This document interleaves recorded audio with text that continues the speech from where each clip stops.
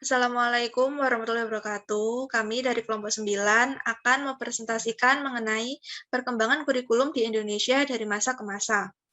Next. Anggota dari kelompok 9 yaitu saya sendiri, Maulida Rizkika, Verina Oktaviana, Sylvia Ayuwardani, Mahla Nur Rustiasyam, dan Ana Wardatul Jannah. Next. Yang pertama yaitu kurikulum tahun 1947, di mana kurikulum tahun 1947 ini merupakan kurikulum pertama di Indonesia yang dikenal dengan nama Rencana Pembelajaran. Dalam kurikulum ini terdapat susunan rencana pelajaran yang memuat dua hal pokok, yaitu daftar mata pelajaran dan garis-garis besar pengajarannya. Pada kurikulum ini merupakan kurikulum dengan mata pelajaran yang terpisah-pisah. Daftar pelajarannya yaitu terdiri dari bahasa Indonesia, bahasa daerah, berhitung, ilmu alam, ilmu hayat, ilmu bumi, sejarah, menggambar, menulis, seni suara, pekerjaan, tangan, pekerjaan keputrian, gerak badan, kebersihan, kesehatan, didikan budi pekerti, dan pendidikan agama. Materi-materi tersebut dihubungkan dengan kejadian sehari-hari dengan memperhatikan pada kesenian dan ilmu jasmani. Misalnya pada ilmu alam, yaitu contohnya seperti mengajarkan bagaimana proses kejadian sehari-hari. Namun pada kurikulum ini lebih menonjolkan pada pendidikan watak, kesadaran bernegara dan bermasyarakat. Selanjutnya yaitu kurikulum tahun 1952, di mana kurikulum tahun 1952 ini diberi nama dengan Rencana Pelajaran Terurai 1952, dan kurikulum ini sudah mengarah pada suatu sistem pendidikan nasional. Kurikulum ini yang paling menonjol yaitu setiap rencana pelajaran harus memperhatikan isi pelajaran yang dihubungkan dengan kehidupan sehari-hari. Silabus mata pelajarannya menunjukkan secara jelas bahwa seorang guru mengajar satu mata pelajaran. Kurikulum ini masih dengan mata pelajaran yang terpisah-pisah, yaitu ditekankan pada kurikulum ini adalah bahasa Indonesia, bahasa daerah, berhitung, ilmu alam, ilmu hayat, ilmu bumi, dan sejarah. Next. Selanjutnya yaitu kurikulum tahun 1964. Penyempurnaan kurikulum ini difokuskan pada pengembangan daya cipta, rasa, karsa, karya, dan moral yang disebut dengan Pancawardhana. Ciri khasnya antara lain pendidikan berkooperasi, menabung atau menghemat, berorganisasi, kelas rakyat, regu kerja, usaha halaman, seni, olahraga, penertiban aparatur pendidikan, cinta bangsa, dan kerajinan tangan. Kurikulum tahun 1964 dilaksanakan mulai tahun 1965. Pada saat itu, sekolah rakyat diubah menjadi sekolah dasar atau SD. Kurikulum SD 1964 membedakan dua macam struktur program, yaitu yang pertama, SD yang menggunakan bahasa pengantar bahasa daerah dari kelas 1 sampai kelas 3, dan SD yang menggunakan bahasa pengantar bahasa Indonesia sejak kelas 1. Mata pelajaran dikelompokkan ke dalam 5 kelompok bidang studi, yaitu Wardana Perkembangan Moral, Wardana Perkembangan Kecerdasan, Wardana Emosional atau Artistik, Wardana Perkembangan Keterampilan atau Keprigalan, Wardana Perkembangan Jasmania. Dan mata pelajaran IPA berada pada bidang studi Wardana Perkembangan Kecerdasan bersama dengan mata pelajaran Bahasa Indonesia dan Berhitung. Kelebihan dari kurikulum tahun 1964 yaitu kurikulum ini sudah menggunakan correlated subjek kurikulum dengan memperhatikan ketersangkut pautan antar bahan yang satu dengan yang lain. Dari sini diharapkan peserta didik dapat memiliki pengetahuan dan pengalaman yang lebih padu. Selain itu juga menghubungkan materi pelajaran dengan kejadian sehari-hari. Yang kedua, sudah mengembangkan ranah kognitif, afektif, dan psikomotor. Yang ketiga, mengupayakan pengembangan potensi siswa sebagai awal dari kemampuan seseorang untuk meningkatkan kreativitas dan inovasi.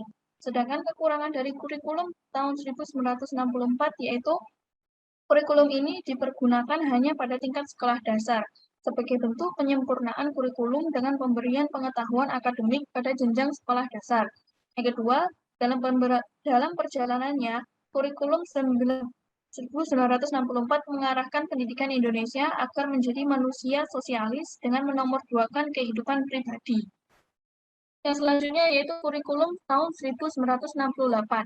Setelah kurikulum rencana pendidikan 1964, kurikulum selanjutnya adalah kurikulum 1968 atau sering disebut kurikulum sekolah dasar 1968. Perubahan yang mencolok pada kurikulum 1968 ini adalah dilakukannya perubahan struktur kurikulum pendidikan dari Pancawardhana menjadi pembinaan jiwa Pancasila, pengetahuan dasar, dan kecakapan khusus. Kurikulum 1968 merupakan kurikulum terintegrasi pertama di Indonesia. Beberapa mata pelajaran telah diintegrasikan sesuai dengan bidang keilmuannya. Contohnya, beberapa mata pelajaran seperti sejarah, ilmu bumi, dan beberapa cabang ilmu sosial mengalami penggabungan menjadi mata pelajaran ilmu pengetahuan sosial atau social studies. Beberapa mata pelajaran seperti ilmu hayat, ilmu alam, dan sebagainya mengalami penggabungan menjadi ilmu pengetahuan alam atau IPA. Muatan materi pelajaran masih bersifat teoritis dan tidak mengaitkan dengan permasalahan faktual di lapangan. Kelebihan dari kurikulum tahun 1968 yaitu telah dikembangkan dalam nuansa otonomi di mana semua komponen kurikulum dilaksanakan oleh sekolah.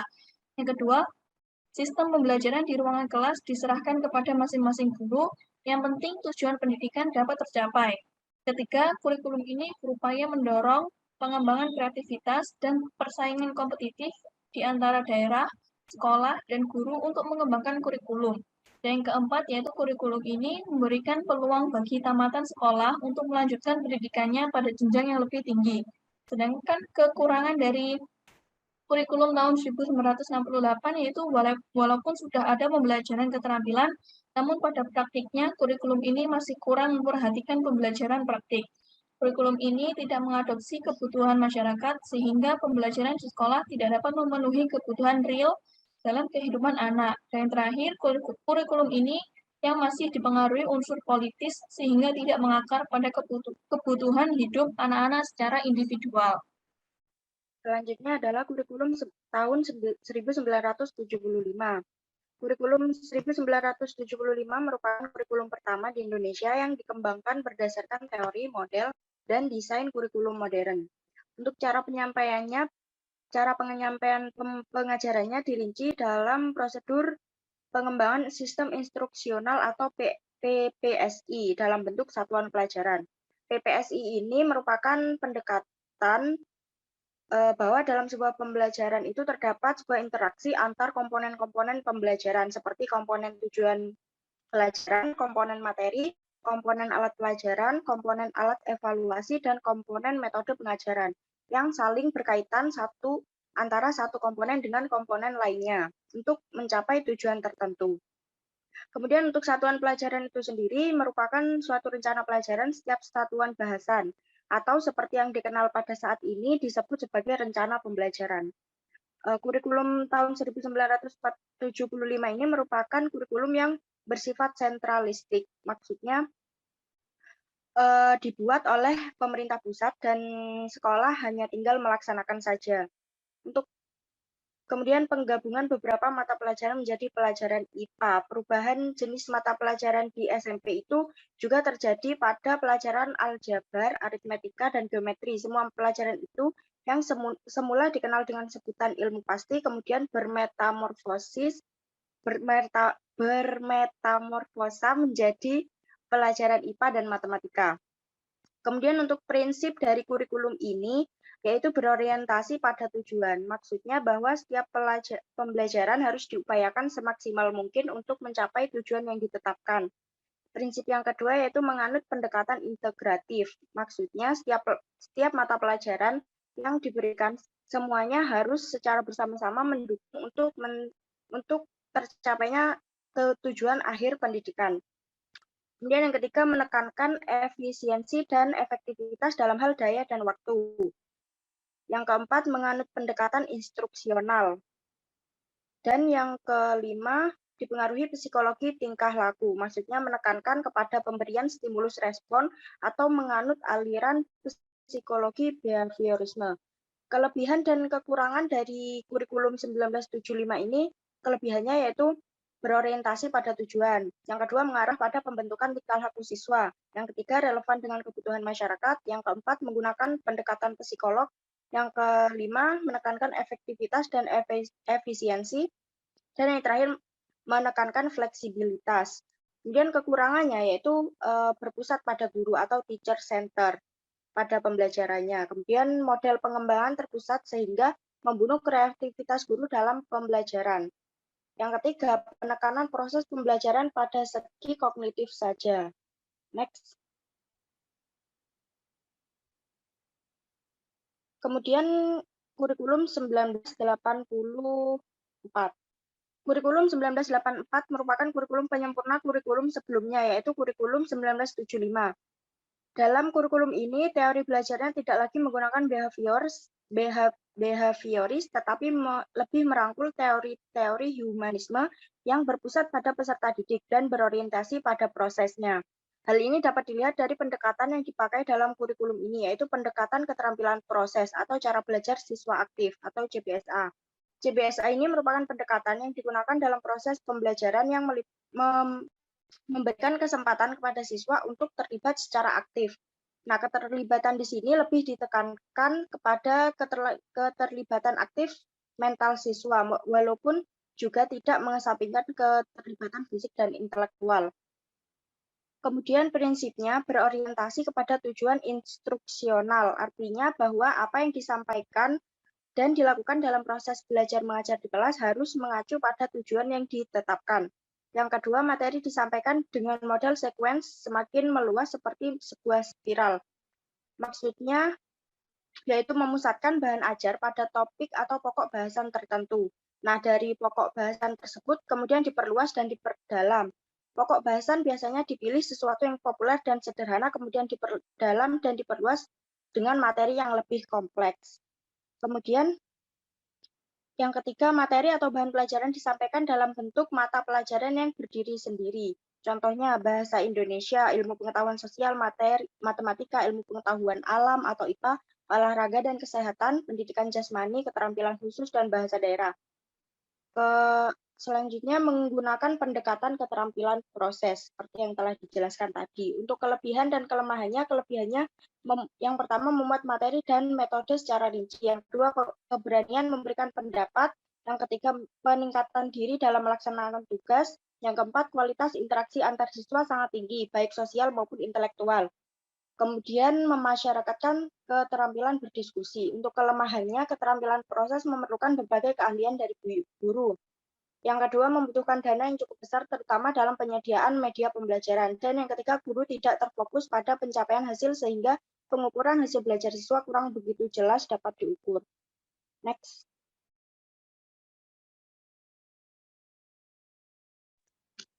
Untuk yang selanjutnya yaitu kurikulum 1994.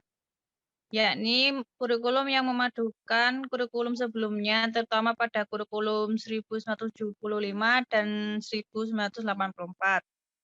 Kurikulum ini, perpaduan kurikulum belum berhasil karena banyaknya kritik yang disebabkan oleh beban belajar siswa yang dinilai terlalu berat, dari muatan nasional sampai muatan lokal. Kelebihan dari kurikulum 1994 ini yang pertama itu ada kurikulum berstandar nasional dan memberikan ruang untuk mengembangkan potensi wilayahnya masing-masing. Yang kedua itu ada mampu mengadopsi aspirasi berbagai pihak yang berhubungan dengan isu-isu yang berkembang di masyarakat. Ketiga yaitu guru memberikan kesempatan seluas-luasnya kepada siswa untuk mengembangkan kemampuannya. Yang keempat, itu terdapat keserasian antara teori dengan praktik. Kelemahan dari kurikulum 1994, yang pertama itu kritik yang bertebaran. Yang kedua, kelompok-kelompok masyarakat juga mendesakkan agar isu-isu tertentu masuk ke dalam kurikulum. Yang ketiga, itu ada beban belajar siswa yang terlalu berat. Yang keempat, materi pelajaran dianggap terlalu sukar. Next.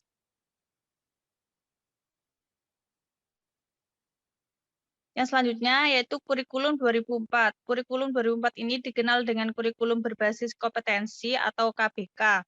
menitikberatkan pada pengembangan kemampuan untuk melakukan tugas-tugas tertentu sesuai dengan standar performance yang telah ditetapkan. Ciri-ciri dari kurikulum 2004 itu ada menekankan pada ketercapaian kompetensi siswa baik secara individual maupun klasikal. Yang kedua itu berorientasi pada hasil belajar dan keberagaman. Yang ketiga itu penyampaian dalam pembelajaran menggunakan pendekatan dan metode yang bervariasi. Yang keempat, sumber belajar bukan hanya guru, tetapi juga sumber belajar yang lain yang memenuhi unsur edukasi. Yang terakhir itu ada penilaian menekankan pada proses dan hasil dalam upaya penguasaan atau pencapaian suatu kompetensi. Kelebihan dari kurikulum 2004 itu ada yang pertama, mengembangkan potensi siswa. Yang kedua, mengembangkan pembelajaran yang berpusat pada siswa. Yang ketiga, guru diberikan kewenangan untuk menyusun silabus yang sesuai dengan situasi dan kondisi di sekolah atau daerah masing-masing. Dan selanjutnya itu ada kelemahan kurikulum 2004. Yang pertama, bentuk pelaporan hasil belajar yang memaparkan setiap aspek dari suatu mata pelajaran. Yang kedua, itu ada penilaian yang menekankan pada proses memungkinkan siswa untuk mengeksplorasi. Yang ketiga, itu kemampuannya secara optimal dibandingkan dengan penilaian yang terfokus pada konten. Next. Yang selanjutnya yaitu kurikulum 2006, di mana adanya perubahan pada kurikulum 2006 ini dilakukan karena KBK masih syarat dengan beban belajar. Pemerintah masih dipandang terlalu intervensi dalam mengembangkan kurikulum dan tingkat satuan pendidikan diberikan kewenangan untuk mengembangkan kurikulum.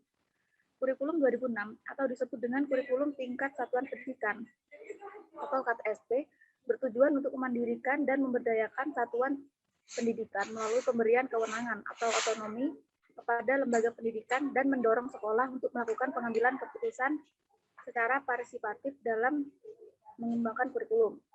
Kurikulum 2006 ini memiliki ciri-ciri. Yang pertama yaitu kompetensi based kurikulum. Yang kedua, mata pelajaran tertentu mendukung kompetensi tertentu. Yang ketiga, mata pelajaran sendiri dirancang dan memiliki kompetensi dasar sendiri. Yang keempat, bahasa Indonesia sejajar dengan mata lain. Dan yang kelima, menggunakan pendekatan conceptual teaching and learning atau CTL dan soft skill.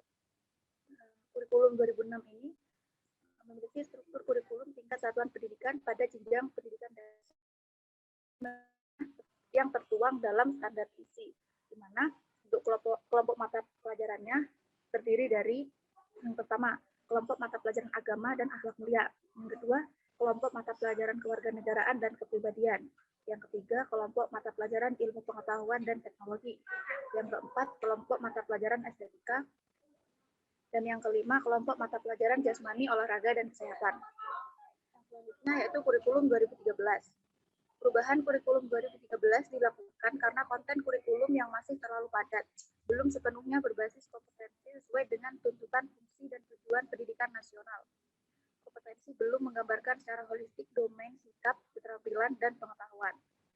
Karakteristik kurikulum 2013 ini menekankan pada keseimbangan yang dimiliki peserta didik dalam aspek kompetensi yang meliputi ranah afektif, psikomotorik, dan kognitif secara integratif. Kurikulum 2013 ini juga merupakan upaya untuk mewujudkan proses pendidikan dan pembelajaran di sekolah yang terintegrasi dan berbasis pada masyarakat. Kurikulum 2013 ini memiliki ciri-ciri. Yang pertama yaitu penilaian berbasis pendidikan, yang kedua pembelajarannya berbasis tematik, yang ketiga guru sebagai fasilitator, yang selanjutnya knowledge-based society and kompetensi masa depan. Kurikulum 2013 ini mengacu kepada 4 dari 8 standar nasional pendidikan, yaitu standar isi, standar proses, standar kompetensi lulusan, dan standar penilaian. Secara substantif, setidaknya terdapat 2 mata pelajaran yang terkait langsung dengan pengembangan budi pekerti dan akhlak mulia, yaitu pada mata pelajaran agama dan pendidikan kewarganegaraan. Next. Sekian presentasi dari kelompok 9. Terima kasih. Wassalamualaikum warahmatullahi wabarakatuh.